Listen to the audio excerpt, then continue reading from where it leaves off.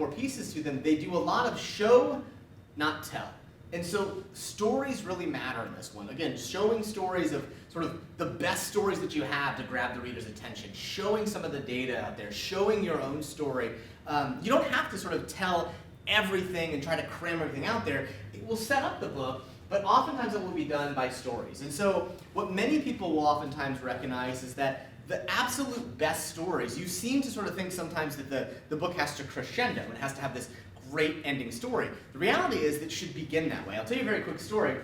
There was an author of mine named Haley, and Haley wrote a book with this idea of sort of, it's called Her Big Idea. And it was this idea of sort of fostering female entrepreneurship by empowering women to think bigger. And so she'd been doing a dissertation on this idea of sort of women sort of doubting their idea quality and not being willing to share those ones. So that was sort of the premise. And she'd gone out and interviewed all these great people, and then she went to write the book. And so in the course of the book, there was 14 chapters. As I read it, you know, it sort of was okay. Like, it had, the introduction was all right, but the very last chapter, chapter 14, she led off with a story about how her co-founder in a business that had failed had essentially told her that she was lying to her. She was sort of a cheat, and they weren't really good partners, and so again, this sort of whole thing, this really tense element.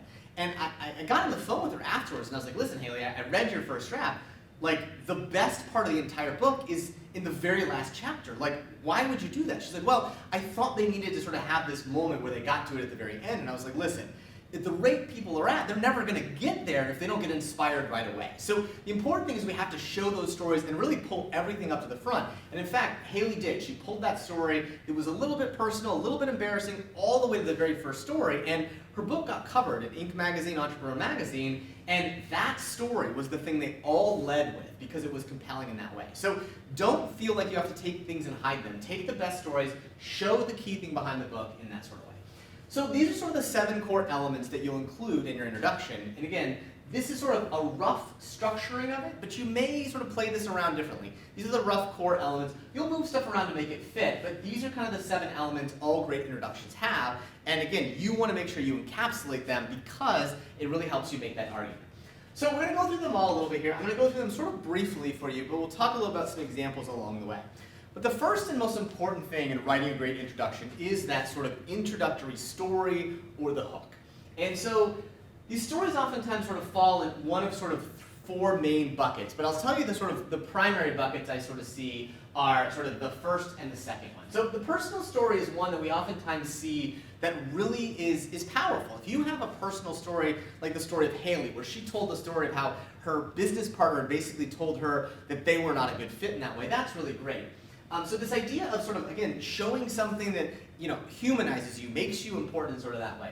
The second one is sort of a more technical story. And the way I describe that is you want to tell something that really helps understand the industry and a key player in it. It really does tell a story that is sort of to set up the entire rest of the book. It may not be someone you interviewed, it could be someone famous, but it really does try and get to the root of the entire book. So the personal stories may be ones that are, again, sort of, they may humanize you and they may be great, but the sort of technical story, the story that really goes into the industry itself, or whatever you sort of feel like best illustrates the book, can be really powerful. Sometimes you'll see this combination where you sort of are able to tell that story, that sort of the more technical story, and incorporate yourself into it. It sometimes happens, but that's kind of the way those ones end. The quote one is not sort of this like buzz quote at the beginning. It's actually taking a longer quote from somewhere else and being able to interpret it in this way. The key thing I would tell you about the introduction, sort of the hook of the introduction of the lead story, is you want to lead with your best story. And so if I were to give advice to you as you're thinking about it, lead with the best story that's not about you, unless you have a personal story that essentially is the best story you have. So if the best story you have is a personal story, lead with that one. If the second, third, fourth best story is a personal story that you can pull into it, then lead with sort of an industry story and combine it with a personal story. But the goal of this one is to make sure you grab their attention right at the beginning. And it wants to be good. You want to use dialogue in this one. You want to make sure that you stretch it out. You want to show emotions. We've talked about this in hook writing, but this is one of those places to make sure you grab their attention. You want them to sort of wonder what's going on, why is this important, and get that kind of answered right away.